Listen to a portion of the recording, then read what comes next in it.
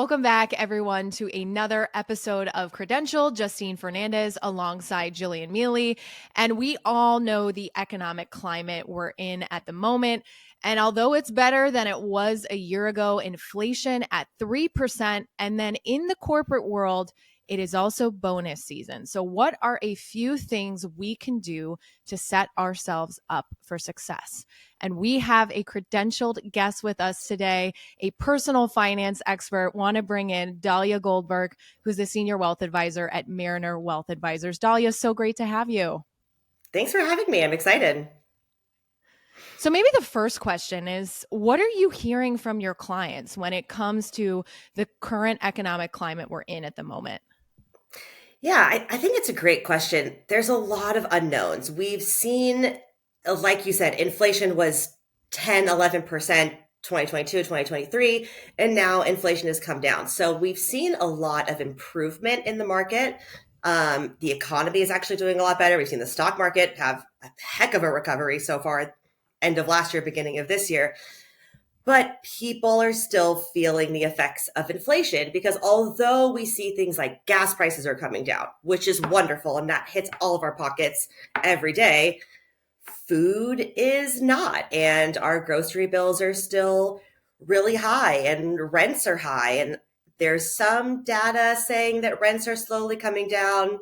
Does the Fed agree? Does the Fed look at different data? That's a different conversation.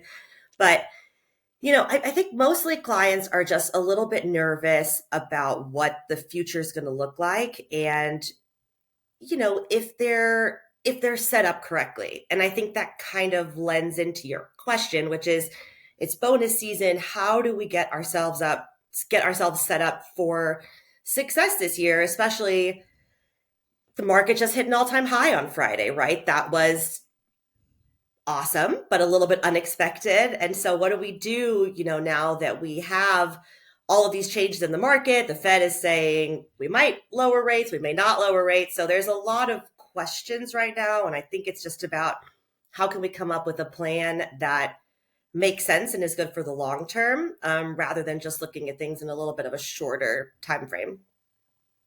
I think it's though daunting for a lot of people. It's sort of, I think that, well, where do I even begin? You referenced the cost of food. The food cost is higher compared to income, Yeah. the highest it's been in 30 years. I mean, this is no small feat. And so when you have families out there day in and day out or on a weekly basis, sitting there trying to figure out, how am I going to feed my family this hmm week? How do they get through this time we're in? And if they're able to prepare themselves for the future, because I think sometimes people think, well, okay, I could add a few dollars here into a savings, a few dollars there. Is that really going to matter? You tell us, is that really going to matter? Yes, like strong yes.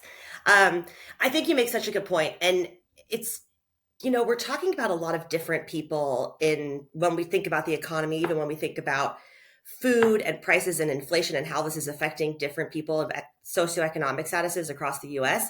You know, employment is is wonderful right now. Unemployment is at an all-time low, and so we're people are employed.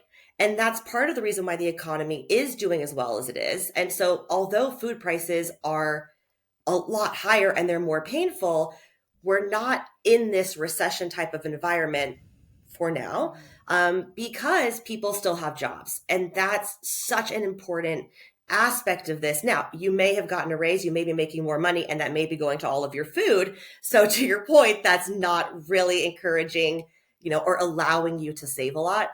Um, Mhm. but saving is so important. And especially when we talk about younger people who have at the maybe beginning, middle of their careers, a little bit different if you're a little bit older. But if you're in the beginning of your career, I mean, time is on our side. You can look at the market and say, oh, I don't want to get into the market right now. It's an all-time high. I need to find the better time to get into the market. And I had a mentor who always said this, and it just really, really stuck with me. Time in the market is more important than timing the market. And I think Oh, I never, that's that's interesting. I think that's such a good way to kind of look at where we're at and what we can do, because the more even if you're just putting away $50 a month, right, into a savings account or into your child's education savings account, whatever that is, over 20 years, that is a huge amount of money. And that can take you from, I'm in an uncomfortable position preparing for my retirement, to I'm in a more comfortable position now preparing for my retirement. And I can now subsidize whatever income I have with this little bit extra that now can grow for me over that time. So, I think doing anything is a lot better. I think with the difference in people's employment now, even on the lower end of the spectrum, right? We've seen increases in hourly wages pretty significantly middle of last year to this year. So even those changes, what can we do with those extra funds? Do we have extra funds, first of all, right? Is everything going towards rent? Is everything going towards our food? But if we do have anything at the end of the month, can we put that away? We're in a really unique environment right now where cash is paying a lot of money just to have your money in cash. As someone I'm in my mid 30s, that has never happened in our lifetime, right? And so to have a place where we can kind of park some cash, even if it's a small amount, and earn 4 to 5% on it, if you're, at a brokerage firm, or just pay attention to where you're keeping your cash at, that matters. That really adds up, and that adds up quickly. Mm-hmm. And Dahlia, I am actually pro financial advisor. And I think there's a misconception that you have to be really wealthy to have one. And it's just not true. I've had one since my late 20s, and they have helped me with everything from figuring out how do I begin to pay off my student loan debt? What can I take with the little extra I have left over to make sure I'm investing it in the right ways? And we know that millennials in general tend to be more financially risk averse. A lot of them were coming out of college during the 2008 recession. What would you recommend somebody who's more conservative start with? Yeah, I think that's a great question. And I think you make a great point, which is, you know, a lot of what we're talking about, a lot of what us as financial advisors do is help people through what you just described, but really just creating a plan. So it's so much more about what are the goals that you have and how can we help you achieve those goals. And the earlier you start, the more successful you are at that plan over time. To your point, if you're able to pay down your student loans a little bit faster, that's one less thing that you're going to have to do when you're in your 50s.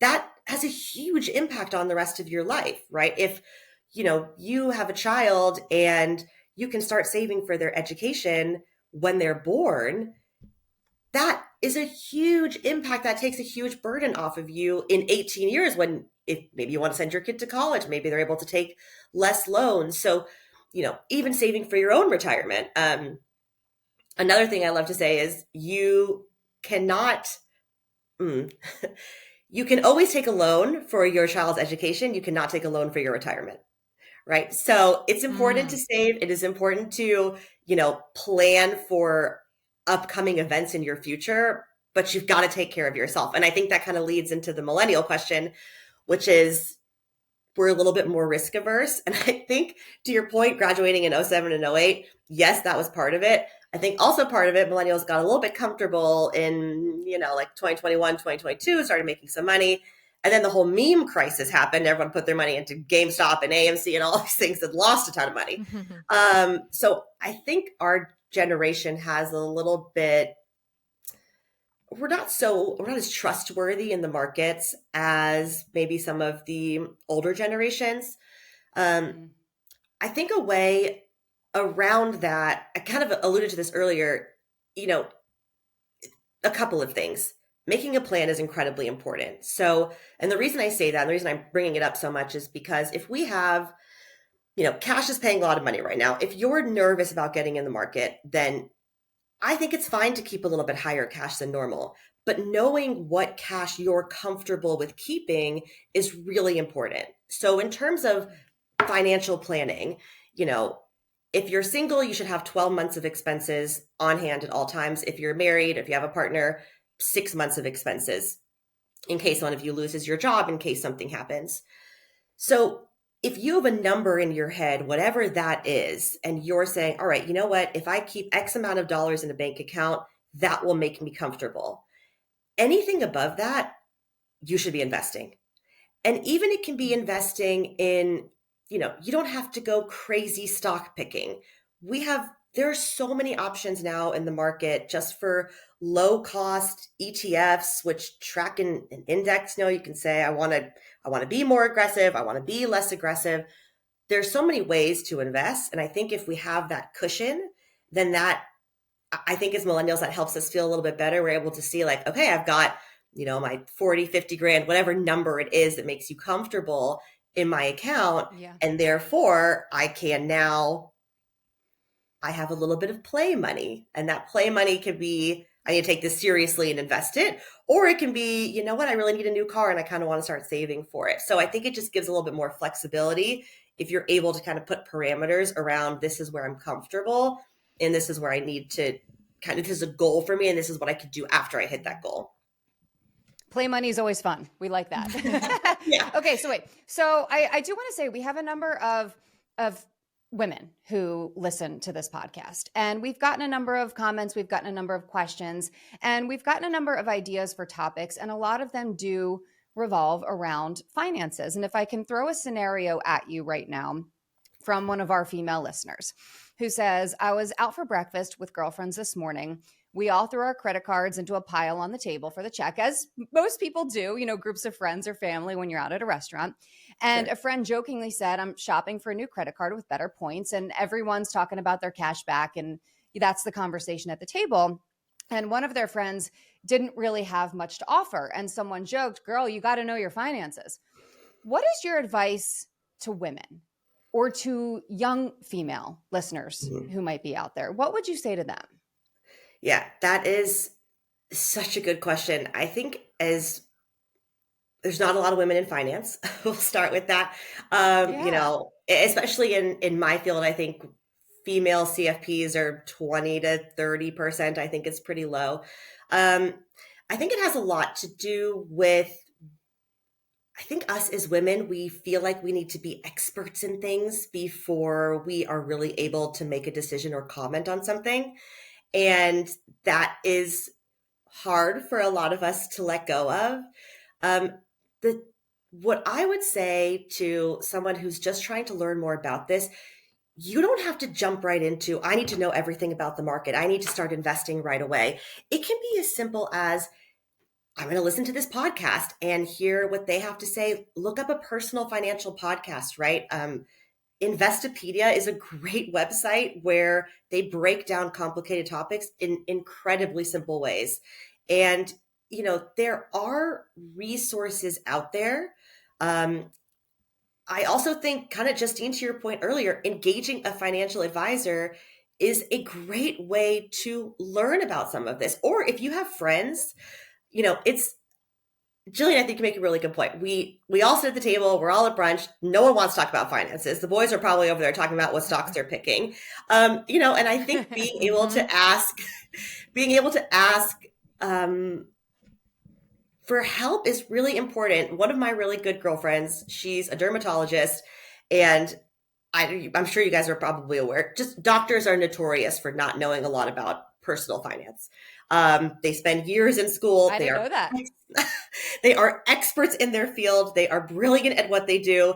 If you ask them how to save for retirement, they do not have a clue.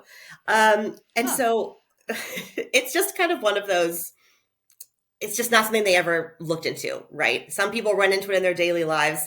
When you're a doctor, if you're in residency, you may not have access to retirement savings. You might not have access to a 401k. So you're trying to pay off your student loan. It's just not top of mind.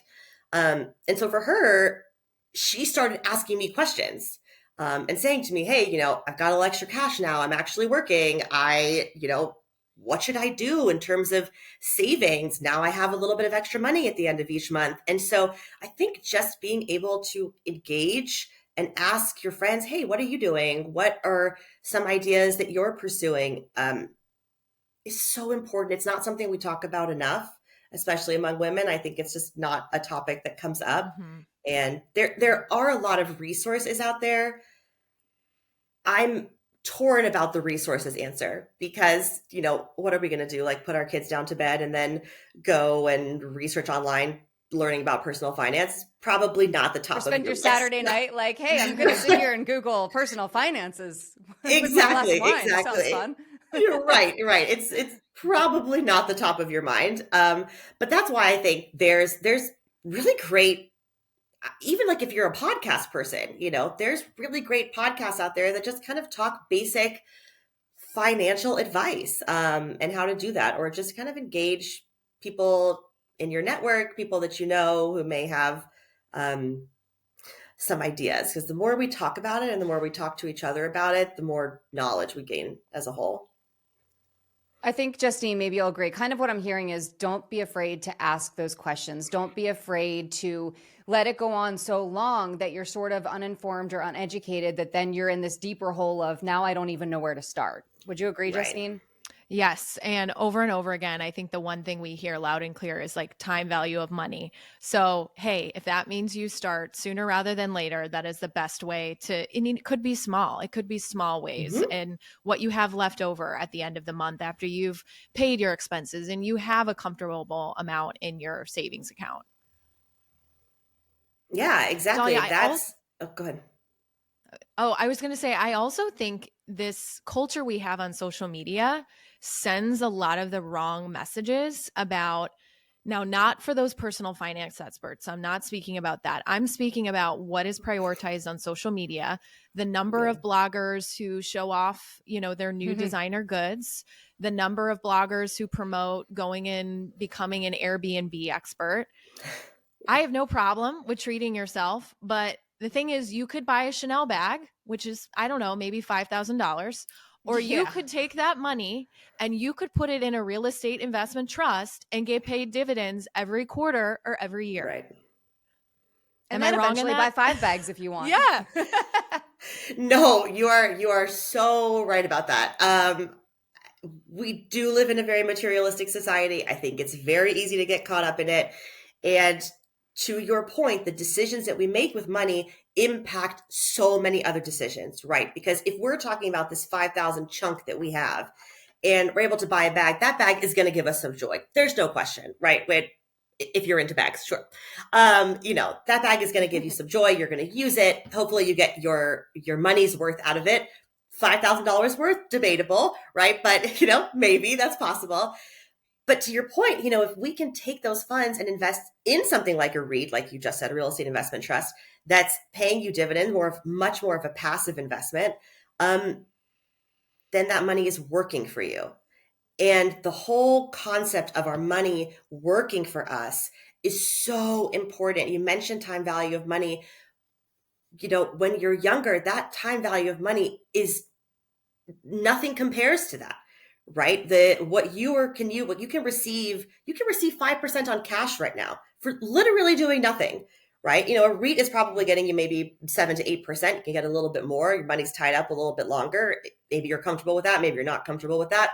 Those are decisions that you have to make. But there are ways that our money can work for us right now. And look, I'm not telling someone to never buy a bag. That's crazy.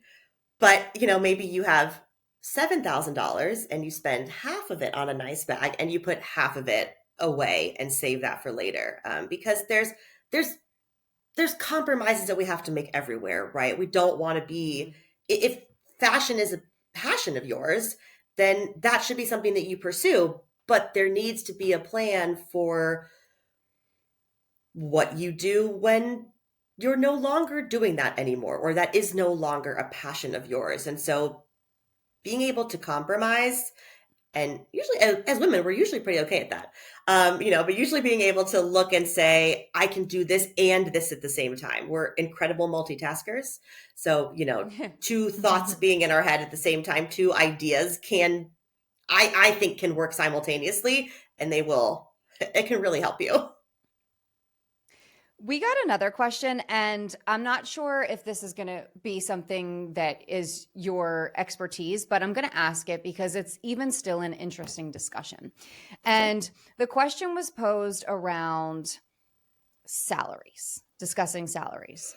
And it was, can you discuss sharing with friends or colleagues. It feels like it's very mixed, healthy pros and sticky cons. Now, I will say I have, and I'm never going to say where, I'm never going to say who, but I have experienced sitting next to a male coworker who I had found out was making a lot more money than me in the kind of, same role, same amount of time been there, same kind of back experience, like everything. So I have firsthand experience with the whole salary thing as a female. I have a lot of strong personal opinions on it. I'm not here to share those with everybody, but having had that experience, I think the conversation is legitimate to have. What do you suggest to people around salary sharing with friends and or colleagues? Because it's always been this taboo, like, don't do that. Is it still? And also, Jillian, a lot of companies actually like discourage it and tell you not to and say it's confidential. This is a great question. It's tough, right? It's a tough thing to answer.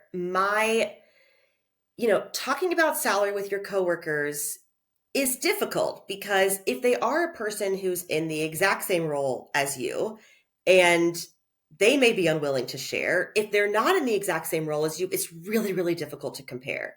And it's also difficult to compare because they may be in a different stage of life as you. They may have come in with less experience. So I think it's difficult to compare when you're just talking to coworkers. I think an answer is, and I went to a women in financial planning conference at the end of last year, and they were really talking about male allyship, essentially, is what the concept was. And especially in my field, there's a lot more men in this field than there are women in this field. And usually men are in the positions where they're the ones giving raises, right, or giving promotions. And if you can find someone who will not only be an ally is great, right? Someone who can, agrees with you, stand up for you like that. But if you have someone who is willing to go to bat for you and to put your name out there in meetings and in front of the people that it matters for and really promote you, that to me is so important to be able to find. And I understand that is rare. That is not something that, a lot of people have access to in their jobs. I think if you are able to find those people and identify them and then make a real point of working with that person to prove, hey, I deserve this raise. I think this person is making more than me. Is that true? If so, and maybe they can't tell you, but maybe they can at least say, well, we probably do need to get you more up to market rate. You can discuss what you think your market rate is. That's probably, in my opinion, a better way to go about it. And not like just freely like walking around the halls like, oh, hey, what are you making? Oh, what are you making? We're not advocating that at all. Right. No, I know. And also to be fair though, like in my scenario, Justine, in broadcasting, you have agents who fight those battles for you. But when you don't have someone to fight those battles for you or to have those conversations for you, I think it's a really challenging thing, especially I think a lot of women sort of get nervous to have those conversations. And I think it's less, hey, what are you making? More, what should I be making? Like what am I deserving of in this position? What does this position traditionally pay? Like all of those questions that it sort of feels like you don't know how to even approach it. Yeah, I think that's very true. I think as a country, well, some states right now are requiring that jobs or employment opportunities post their salary ranges. And I think that can be really helpful. Another thing, because you can look at that. Yes. Okay. I live in Dallas. Yes. In New York, that's the salary. I know I'm not going to make the same as someone living in New York. Cost of living is different, but at least I know kind of what market rate, looks like. There's websites you can go on Indeed, you can go on Glassdoor, you can kind of start to see maybe what your market rate is. And then I think finding professional organizations that you can be a part of, or whatever profession you're a part of, those can sometimes be really helpful because then it's less about talking to a direct coworker. Hey, I sit in a cube next to you, what are you making? It's more of, oh, can we talk about this as a group? And now I'm in a professional organization. What are you all seeing is market rates? What is normal for me in this field? I've been in this field for X amount of years. And, so I completely agree with you. I think there are ways to be strategic to go about it. And look, for years, I was terrified to ask for a raise. And, my dad was essentially, when I was younger, was like, you have got to go into the office and just ask the person for a raise. You're not getting paid enough. So, it takes a long time because I think this goes back to what I was saying earlier. We feel like we need to be experts before we deserve, something else. And sometimes that's not the case with men. They, feel a lot more comfortable saying, hey, I've been here for X amount of time. I'm doing great. Give me a raise. And we're like, oh, well, I'm really good, but I could be a little bit better in this field. No one's told you that. We just do that to ourselves. We put that on ourselves. Yeah. 100%. I mean, maybe I'm the only one, but I know I do that all the time. And I think it helps us in our careers. It does, but it can hold us back too, right? And so being able to, I think professional organizations are a really, really good way to be able to kind of figure out what the market is paying. And then comparing that to where you fit into the market, right? Have you been in the field as long as these people, et cetera? Is that, something that you can use to push yourself? And, sometimes that's going to be great. And sometimes that's going to work. And sometimes it's not. And you're going to have to make the decision that whatever company you're at is not valuing you. And they're not worth it, right? And it may just be worth it to make a switch and to find a company that does value you. I think there's more and more companies nowadays who really see the value in their employees, in female employees in particular, and they're willing to pay for it. And I think it can be very daunting to say, okay, I've been here for X amount of years and I need to make a switch. But sometimes that's absolutely the best decision. Mm-hmm. Can confirm. I was going to say, didn't you switch? Yeah. Yeah. And Dahlia, I loved what you said too about getting the right opportunities, because those can lead to the raises, those can lead to the promotions. And we know there's a ton of research that there aren't as many women in C-suite positions because they do not have P&L experience. So how do you get and position yourself for the right opportunities that get you access where there may not be access to those salaries, to those raises, to those career advancements? Because it's not just about money, it's about feeling valued and being happy in your career as well. Yeah, I think that is such a great question. I'm actually a career changer. So I started as a high school math teacher. I did that for 5 years. I decided to make a career switch and I switched into financial planning. And so I started a little bit late. And so kind of to your point, how do you start sometimes in these fields and really break in? Because, we hear so much. It's like, oh, well, Warren Buffett was in college, like what happened to be with these people. And it's who it's a lot of networking. That is true. I think it's about asking a lot of questions and then going above and beyond in whatever it is that you're doing. I think millennials get a bad rap because we're entitled and all of this stuff, right? But I don't think that applies to the majority of us. And I think we're in a position where we are really able to prove people wrong a lot of the time. And that's a really great feeling. And so being able to, maybe look at the job that you're in and you're saying, okay, I'm in this job. I like this job, but I'm seeing this other person do some other tasks that also look interesting to me. Can I start to take some of those on and really prove myself valuable to this organization? And then, oh, you know what? I actually like that job better. I'm going to see if I can make a switch that direction. And, maybe I can make a lateral move. Maybe I need to make a physical company move. But learning those new skills when you're already in a job is invaluable, right? And we're surrounded by people who are very smart, most likely, right? If you're working at a decent company, you probably have some coworkers that are great. Maybe not all of them, but a lot of them. And, we're able to learn from our peers. And I think that's one way that you can kind of figure out what you want to do and then also make that something that works for you. Because I agree, it's, yeah, we got to figure out if we even like this. And then we need to figure out how to become really, really good at it. And look, no one's irreplaceable, but we all provide a lot of value. And if we can provide that value to the company or to wherever we work while having enough value in our own lives and still, receiving the respect that we deserve for doing the work that we're doing, I think that can lead to a lot of, right, like happiness. And then also just kind of more respect for where you work and the job that you're doing. Doesn't really answer your C-suite exec question. All good. Dahlia, I knew we were going to get some good financial advice, but I feel like we're getting some great career and professional development advice. Yes. I do a lot of interviewing for my firm, so I talk to college kids a lot of times. So this is a secondary passion. Yeah. That's funny.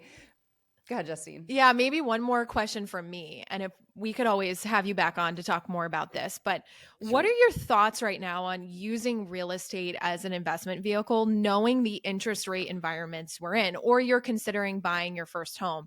Because there's kind of two sides of the coin here of, yes, the interest rates are really high, but let's say they come down a bit and all of a sudden there's this mad dash and it's now become a seller's market again. Mm-hmm. We're kind of in a lose-lose scenario. So what advice would you give? And actually, before you answer that, let me piggyback on that and combine, because I had a question on real estate too, which was back in the day, like growing up, I'm 41, right? Growing up, it was always, you heard, you got to put your money in the real estate market. You got to buy a house. This is the best place for your money. So piggybacking off of just what Justine just said, do we see it getting back to that then anytime soon? I love this question. I love questions like this. So Justine, I will start with your question, and Jillian and I will get to your question. So let's start with is it a good time to buy, forget investing, just a house, right? Just your first property. I need somewhere. I'm ready to be done renting. Interest rates are high. That makes mortgage payments a lot higher. But you can always refinance. And this is my advice to anybody who's looking to buy a house right now. You are signing up for a 30-year mortgage, most likely, right? Yes, you can do other types of mortgages, but the general, most common 30-year mortgage. That is a long time for interest rates to come down and for you to have an opportunity to refinance. And it's not that expensive, right? To refinance, essentially, you're going to break even in around 5 years. So if you're going to be in the house for around 5 years, by the point that you refinance, you should refinance if it's a lower interest rate. There's a lot of talk right now about interest rates coming down. Justine, I think you make such a good point. We were in a terrible home buying market. I mean, it was great. Interest rates were super low, but buyers were having to just make awful concessions. They were giving up inspections it was terrible. And then people are buying these houses. I was one of those. I was in that. Like I bought a house in spring of 22 or last spring of 22. And I lost so many offers because they were like, oh, well, this other couple is willing to, forego inspection and forego this and that. I'm like, I'm not doing that. No. I am not doing that. So I didn't. I waited it out. That's great. And that was probably for the best because a lot of the people who bought without having an inspection ended up with huge problems in a home or things that they didn't think they were going to encounter. So now, I think, of course, it depends on where you are. I think it's still kind of a seller's market, more so than obviously a buyer's market right now, but sellers are willing to make concessions. I've seen quite a few clients recently who have purchased homes where sellers are giving $10,000, $20,000 to buy down the interest rate. And, that's real. That can make a huge difference in a monthly payment, just that amount of money to take your interest rate from, 7.5% to 6.5%. That's a huge difference over time. Yes, you're still seeing competitive markets. We're still seeing, multiple bids on properties, but we're not seeing things go for over, $100,000 over now. Maybe they're going for, whatever, $10,000, $20,000, $50,000 over. So I actually think now is a great time to buy. I think as we see the Fed start to lower interest rates, and we saw this a couple of months ago when interest rates dropped down to around 5%, tons of people came into the market and the and there were a bunch of mortgage applications that were taken out. So there are clearly people on the sidelines who are waiting to buy homes. Look, I don't want to say never. We will most likely not see 3% interest rates again. That's unrealistic. But, 4.5 is a great interest. I know. 4.5 is a great interest rate, over that time. And especially, we kind of talked about this a little bit earlier, if you're buying your first house, you have a lot of career left. So even if you're in a situation where you're at a 6.5% interest rate right now, it's high. It might be really tight. Don't overextend yourself, of course, but you can refinance, maybe get that down to 4.5%, 5%. And when your income is a lot higher than it is right now in 10, 15 years, pay down that principal and get the house paid off faster, right? I mean, there are so many ways that you can work around kind of these high interest rates right now. And I think it's better to get a house for a decent price at a high interest rate than a very high price at a lower interest rate. So you can always refinance later. Or if you're my parents or someone, from the previous generation, they'd be saying, back in the day when I bought my first house, interest rates were like 17% or something. 18%. Yeah, we're like, 18%. We know. Yeah, and also exactly, houses were like $80,000. I know. You've seen all those memes on Instagram that were like, too bad I was in 4th grade and I didn't know to buy a home.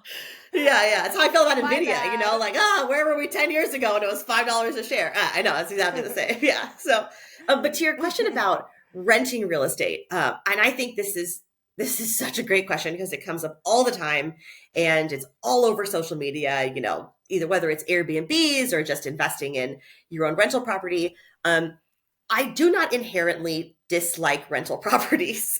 They are not my favorite investment for a few reasons. The main reason being, if you are not in a position to buy a rental property essentially without taking out a mortgage, so with cash, then it is going to be extremely difficult to make any money from that, because after you pay your mortgage, property taxes are not just going up in Texas, right? Especially they're not going down. And insurance now is a fortune, right? It's really, really expensive to get homeowners insurance. So when you take these 3 expenses that are fixed expenses, these are not, yes, your insurance can change, but for, generally speaking, those are expenses that are not going to go away. The rent that you receive, you might break even. Maybe you'll make a little bit of money. But what happens when the water heater breaks? There goes your income for the year. What happens when a toilet overflows and now you're having to fix these things? So I think with rental properties, they seem really appealing. You get your mailbox money. You're getting your rent and your rent check every single month. But we have a lot of clients with rental properties, and it's tough now. Everyone is talking about how much insurance is and how much rental repairs are. And then I think one thing that never gets talked about when you're in social media is taxes. Taxes are really important. And, as a financial advisor, I always like to say taxes should not rule your decision, but they should influence your decision, right? We cannot look at everything and say, I shouldn't do it because the taxes are going to be this. But we should always look at every decision and say, I know what I'm doing here and I know the tax implication. So when you have a rental property, I'm not sure if you guys, or your listeners are aware of this, when you have a rental property, you get depreciation, right? Every single year for owning that property, the IRS essentially gives you a tax break. And you're able to deduct it on your taxes. And so the benefit is it kind of makes a rental property non-existent on your tax return, which is great. The income you receive is going to you. You've got expenses, you've got depreciation. So essentially the rental property doesn't hurt you, doesn't help you on your tax return, doesn't hurt you. That's important. But when you sell that rental property, and if you've made some money on the property, the IRS is going to say, hey, look, I've been giving you this depreciation all these years. I want you to pay it back. And that's called depreciation recapture. And it is a surprise for a ton of people because they sell a home and they're like, oh yeah, I made 50 grand on it. That's awesome. I'm going to get to keep that. Not so fast. That 50 for grand 5 minutes. is right. Exactly. That 50 grand, is taxed at capital gains rates. Fine. Cause it's a gain on the property. And then you're going to owe the IRS essentially like 25% more. So I think there's there's a time and a place. I think they can be a great investment. If you're in a position to not take a mortgage out on it, I think they can be a really good idea. They can help a portfolio. They can build out, some steady income. You're going to build equity in the property, assuming housing prices continue to go up, which they've been doing kind of forever. So I don't think it's a bad idea. There's just so many considerations, and they're really pretty to sell on social media, and they are yes, not always as great as an investment as I think people think they are. Dahlia, I so appreciate that of like, yeah, they may look great, but make sure you consider this. And then the other thing is, I think people forget they can be really labor intensive unless you are outsourcing all of the upkeep or the maintenance. Which is expensive. Or like, even if you live in a colder climate, the snow shoveling has to be taken care of. These are all things that take time and take money. Yeah, exactly. Yeah. Well, Dahlia, this has been an amazing conversation. Oh, go ahead. I know. I've really enjoyed this. This has been fun. We could keep going. I know. We could go for like 4 more hours. I know, but I see my 2-year-old outside, so he's ready to come in. Jillian, anything else before we wrap it up with the lovely Dahlia? No, I think this was very helpful, and we covered a wide array of topics and a lot that some of our listeners really wanted to hear about. So thank you for doing that. Good. Dahlia, my pleasure. It's been a great time. It's good to see you guys and to kind of join you in the podcast. And we so appreciate your expertise. We're going to definitely have to have you back on. I would love to. This was great. Thanks for listening. We'll see you next time on Credentialed.